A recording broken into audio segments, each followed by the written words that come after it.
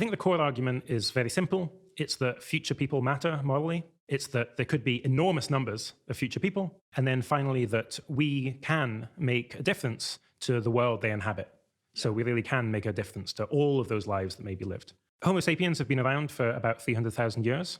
If we live as long as a typical mammal species, we will survive for hundreds of thousands of years. If we last until the Earth is no longer habitable, we will last for hundreds of millions of years.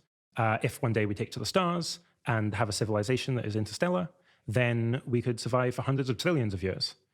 I don't know which of those it will be. I think we should give some probability to all of them, and as well as some probability to the near-term extinction, maybe within our lifetimes or the coming centuries.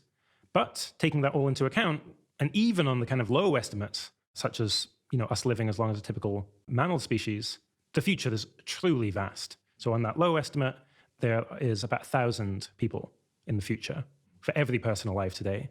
When we look at those longer timescales that civilization could last for, there are millions, billions, or even trillions of people to come for every person alive today. Imagine you're hiking on a trail, you drop some glass, and suppose you know that in 100 years' time, someone will cut themselves on that glass.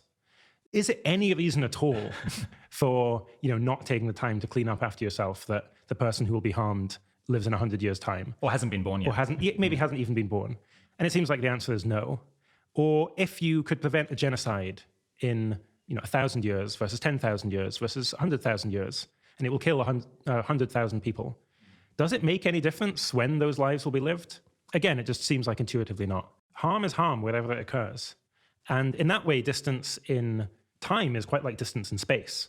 The fact that someone will suffer is bad in and of itself, even if they live on the other side of the world.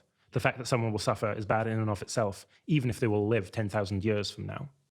So I think when we reflect on thought experiments like this, we see that, yeah, we want to give a lot of moral weight to future people.